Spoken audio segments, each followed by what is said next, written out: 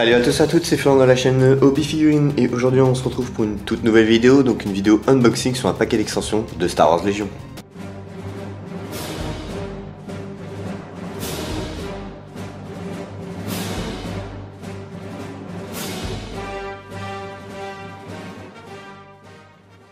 Et oui, ce paquet d'extensions pour la faction Empire, c'est le fameux TRTT, donc le marcheur à deux pattes le plus connu de l'univers, c'est bien lui. Ce paquet d'extensions, il est sorti déjà il y a pas mal de temps, donc vaut mieux tard que jamais. Voilà, je sors enfin une vidéo parce que je viens juste de l'avoir en ma possession.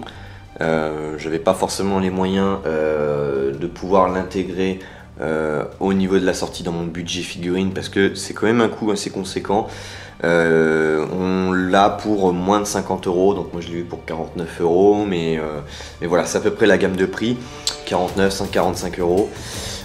Donc ce paquet d'extensions je l'ai eu au magasin Double 6 Camp, donc Sandy Ruggiole, un magasin de figurines, de jeux de société et jeux de cartes. Donc là je vais expliquer en détail maintenant le contenu général, donc une bonne grosse boîte, plus large que les autres.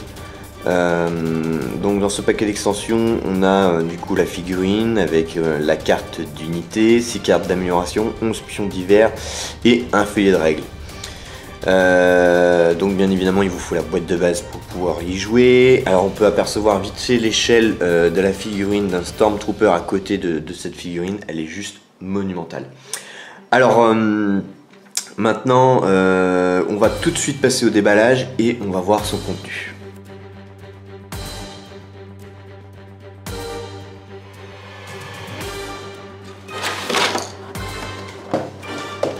Alors on a un casier avec plusieurs compartiments, donc là on peut apercevoir les parties de figurines, les parties de cartes, les socles, enfin le socle. Ouais, il va y avoir du montage, mais ça promet, ça promet, ça promet. Donc là on a le guide complet, donc un guide de montage. Alors il faut impérativement suivre comment bien monter les pièces de ce TRTT. C'est vrai que dans la globalité, les figurines de Star Wars Légion n'ont pas besoin finalement de suivre un guide parce que les trois quarts du temps c'est assez facile, c'est juste un bras à rajouter, bref. Là c'est quand même assez complexe dans le sens où il ne faut pas se gourer au niveau des pieds. Alors petite dédicace à un magasin en France, donc je ne cite pas le nom mais je vous laisse tout simplement balancer dans les commentaires le magasin qui s'est gouré au niveau du montage. Oui en effet les pieds sont un peu inversés, enfin ça fait une démarche un peu space. Donc je vous invite à trouver le magasin en France qui a un TRTT monté à l'envers et à le taguer dans les commentaires.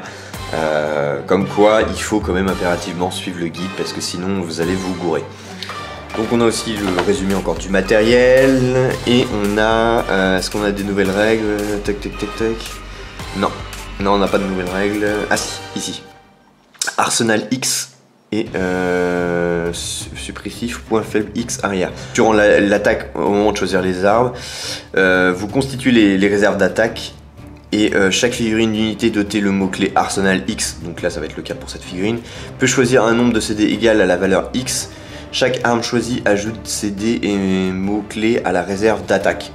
Donc voilà, c'est bien spécifique au truc. Vous pouvez pas le faire sur toutes les figurines, seulement ceux qui ont Arsenal. Suppressif, après avoir défendu contre une attaque au cours de laquelle une arme dotée du mot-clé suppressif a été utilisée, le défenseur gagne un pion suppression. C'est vraiment bien ça. Ça va rajouter des pions suppression. Point faible X arrière, tant qu'une unité dotée du mot-clé point faible X arrière défend, si le chef d'unité de l'attaque se trouve dans l'arc de tir arrière du défenseur, la réserve d'attaque gagne impact avec une valeur égale à X. Ah oui. Ouais d'accord, donc en gros il va être vulnérable, ouais, il va être vulnérable.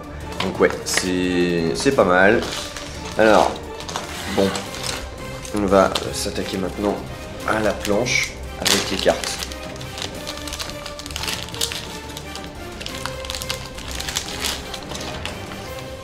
Tac. Donc la planche, bah classique, hein, on a le pion de commandement, les pions de dégâts. On a l'esquive visée et les pions d'endommagement liés au côté mécanique si vous dépassez le seuil. Donc voilà, ça c'est des trucs qu'on connaît déjà. Donc là on va s'attaquer aux cartes, donc la caractéristique de la figurine. Donc 195 points, c'est quand même énorme, c'est assez cher, mais on va comprendre tout de suite pourquoi. Donc il a le droit à pas mal d'équipements, donc ça c'est bien, on va voir ensuite après les cartes. Donc il a 11 PV, il va défendre avec des dés blancs, donc ça c'est le côté un peu négatif. Il a 8 en engrenage, donc il faut dépasser le seuil de 8 pour déjà pouvoir faire quelque chose au niveau de la pénalité de cette figurine. Les adrénalines c'est seulement pour la défense, donc ça change des 3/4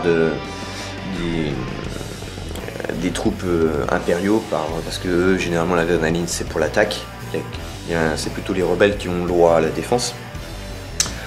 Au niveau du corps à corps, il a 4 dés rouges, donc c'est pas mal.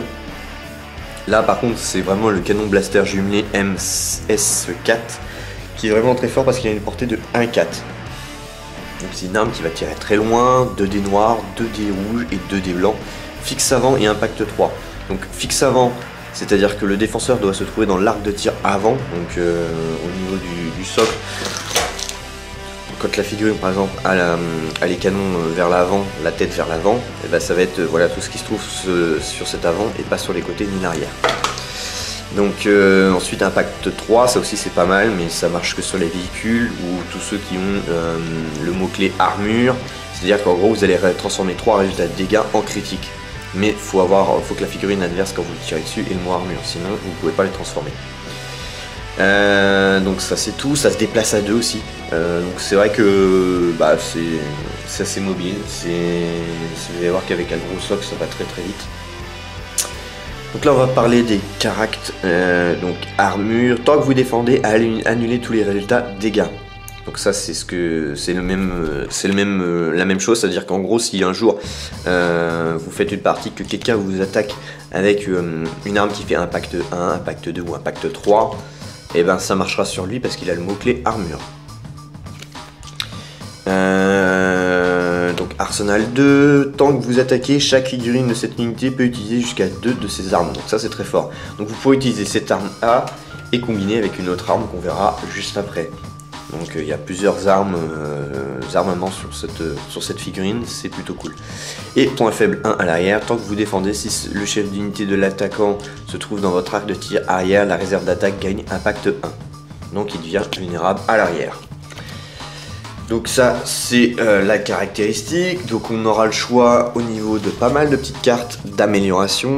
Donc ici on a le lanceur à grenade concussion DW3, donc 15 points, portée 1-2, 2 dés noirs, TRTT uniquement, donc ça c'est logique. Fixe avant, le défenseur doit se trouver dans votre arc de tir avant.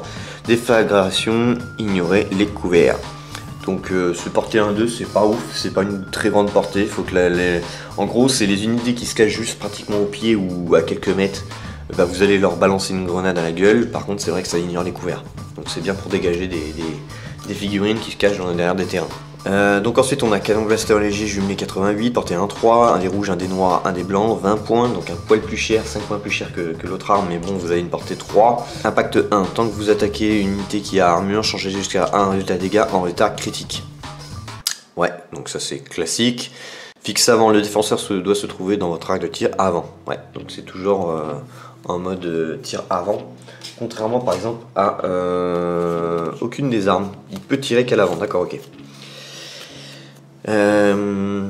Donc ensuite on a le lanceur mortier de TRTT. Donc là c'est portée 4 et illimité. Donc ça c'est vraiment très très bien. C'est-à-dire que bah, à choisir, franchement, vaut mieux celui-là que le lance-grenade. Et surtout qui coûte 5 points moins cher. Mais par contre c'est vrai que c'est 3 dés blancs, donc c'est moins fort. Il a fixe avant, le défenseur doit se trouver dans votre arc de tir avant, donc ça c'est... Ensuite suppressif, après que vous avez effectué une attaque, le défenseur contre lequel a été utilisée cette arme gagne un pion de suppression. Ouais, en fait c'est bien parce que c'est la portée, mais l'arme elle est vraiment pas ouf. En comparaison, ces armes là sont beaucoup plus intéressantes, même si vous n'allez pas avoir une portée limitée, mais franchement, portée 1-3, celle-ci elle est indispensable je pense. Et après vous pouvez soit additionner avec celle-ci ou celle-ci en plus, mais après c'est toujours des coups en points. Mais déjà que le fait que vous pouvez tirer 2 fois dans un tour, avec celle-ci plus avec celle-là, porter un 4, porter un 3, c'est pas mal. Ça balance pas mal de dés, c'est plutôt sympa. Donc ça c'était tout pour les armes. Donc ensuite le Général West, donc c'est une carte unique, il y a un petit point derrière, donc ça veut dire qu'on peut en aligner qu'une seule dans notre composition d'armée. Donc impérial uniquement, véhicule terrestre uniquement. Jusqu'à la fin de votre activation, vous gagnez Arsenal 2. Tant que vous attaquez, chacune de vos figurines peut utiliser jusqu'à 2 de ses armes. Donc ça vaut 10 points, cette carte elle se retourne. C'est très fort parce que du coup vous allez gagner Arsenal 4 grâce à cette carte. Par contre ça risque de vous faire un sacré coup en points avec celle-ci plus les 4 armes qu'il y a dans la boîte. Comme Leak longue portée, ça c'est connu, 10 points. Pendant la phase de commandement vous pouvez recevoir des ordres comme si vous étiez à portée du commandant nommé. Donc ça c'est bien, généralement les speedbikers c'est impératif de les mettre. Et le brouilleur de com, les unités ennemies à portée 1 ne peuvent pas recevoir d'ordre sauf si elles se donnent un ordre à elles-mêmes. Ouais, celle-là je suis moins fan. Donc ça c'était tout pour les cartes. On a quand même un petit paquet d'extensions pas trop mal, surtout des bonnes armes. Maintenant on va voir la figurine. Donc ce que je vais faire c'est que je vais déballer, vous montrer les pièces et après je vais vous montrer et faire un focus général de la figurine montée. Donc là on peut apercevoir quand même qu'il y a pas mal de petites pièces là qui peuvent se balader, donc faut faire grave attention, faut pas les perdre. Donc là ici on a les pieds, on a les canons. Ouais, il y a quand même pas mal de petites pièces intéressantes, bonne petite finition avec les câbles. Ah c'est super bien fait ça. Ah les câbles, ouais c'est super. Ouais, non, ils ont bien détaillé. Heureusement parce que vu le prix quand même, c'est quand même assez cher. Hein. Je vous le cache pas, 50 balles pour une figurine, c'est quand même assez cher, mais bon. Après, voilà, faut se dire que c'est aussi une collection, ce n'est pas un jouet, et que bien sûr vous n'allez pas en aligner 36 sur la table. Et la fameuse carcasse. Alors que je reproche en fait, c'est juste la trappe que vous pouvez pas l'ouvrir. Sinon on aurait pu mettre une tête de Chewbacca ou de Général Wirth. Voilà, c'est le petit bémol. Par contre c'est vrai que c'est vraiment bien fait, les petits câbles et tout, ouais ils ont vraiment... c'est sympa. Ouais. Donc en termes de peinture, il y a de quoi s'éclater, mais c'est pas compliqué.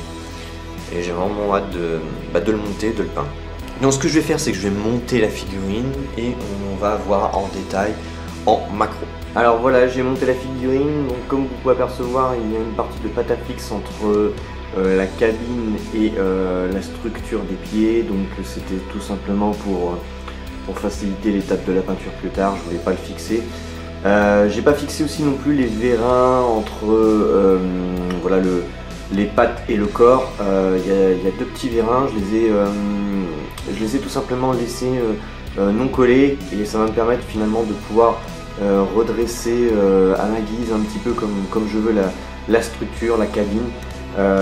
Pour garder une certaine flexibilité au niveau du transport pour pas que ça casse, parce que c'est vrai que c'est une figurine quand même qui est assez grande, assez imposante, et au niveau du transport je veux quand même qu'elle puisse ne pas forcer à rentrer dans sa future boîte. Donc voilà, après au niveau du montage comme je l'ai dit c'est important de bien suivre les instructions, en plus il y a des petites annotations où c'est marqué à tel endroit il faut coller ou pas. Donc c'est vraiment important de suivre tout ça parce que mine de rien il y a quand même pas mal de pièces, il y a des choses quand même que je trouve dans le guide qui est pas forcément très bien fait. La première partie, la pièce est pas très bien lisible et vous pouvez tendance à vous gourer, vous dire bah non c'est pas ça et puis finalement si c'est bien ça. Donc voilà, donc il y a quand même du taf, faut compter entre 20 minutes à une demi-heure quand même pour le monter correctement. Bien sûr prendre son temps, attendre le temps que tout sèche très bien. Alors au niveau de la figurine, qu'est-ce qu'on peut dire en elle-même? Elle est juste magnifique. On a une finition qui est très bonne, on n'a pas de défaut majeur. C'est vrai que sur l'avant on peut apercevoir une petite trace, mais c'est tellement léger de la cabine, c'est vraiment minime. J'ai pas vu de gros défauts de moulage, j'ai pas vu de défauts de trous ou autre. On a une très bonne finition, j'ai pas de câble de cassé, franchement ouais non je suis vraiment très content. C'est vraiment une très belle figurine. Alors bien sûr, bien évidemment, Il va y avoir une étape de peinture, je ferai un tuto dessus, pas compliqué. Il faudra juste 2-3 petites techniques pour faire un rendu plutôt sympa. C'est pas la plus complexe. Alors après, c'est vrai qu'au niveau de la taille, il y a quand même du taf, mais après, c'est pas la plus complexe. Concernant les socles, bon bah les socles, vous savez, c'est juste intermédiaire. Moi, je vais les remplacer par mes socles Ramstag. Une fois que la peinture sera finie, je vais retirer de son socle. C'est pour ça que j'ai mis une toute petite pointe de colle très légère pour pouvoir tout simplement le retirer de son socle d'origine pour le mettre sur le futur socle une fois l'étape de la peinture terminée. Au niveau des choix des armes, moi j'ai laissé les armes que ça soit sur les deux côtés de la cabine non fixées, non collées, à part le lance-patate qui est en hauteur. Mais les deux qui sont sur les côtés de la cabine, je les ai tout simplement clipsés dans leur trou et je les retirerai selon mes envies. Mais si ça se trouve, je pense que je vais finir par les fixer pour au moins être sûr que ça ne se perde pas. Donc une très belle figurine, un très bon paquet d'extensions. C'est vrai qu'il coûte très cher, mais sur la table il est vraiment très fort. Il fait bien mal et il peut prendre des positions très rapidement. Les unités ennemies vont essayer de se concentrer là-dessus, sinon il va pilonner. Et après c'est vos Stormtroopers qui vont pouvoir tout simplement finir le travail. Donc voilà, la vidéo touche à sa fin, donc n'hésitez pas à rejoindre le groupe Facebook Star Wars Légion, voir lien dans la description, à vous abonner aux pages Facebook et YouTube, à lâcher un petit pourboire pour aider la chaîne pour continuer à avoir un contenu régulier et de bonne qualité. Quant à moi, je vous retrouve pour de prochaines vidéos. Salut à tous et à toutes. Au nom de l'Empire Galactique, vous devez soutenir la chaîne Hobby Figurines sur Tipeee. L'Empire vous sera reconnaissant.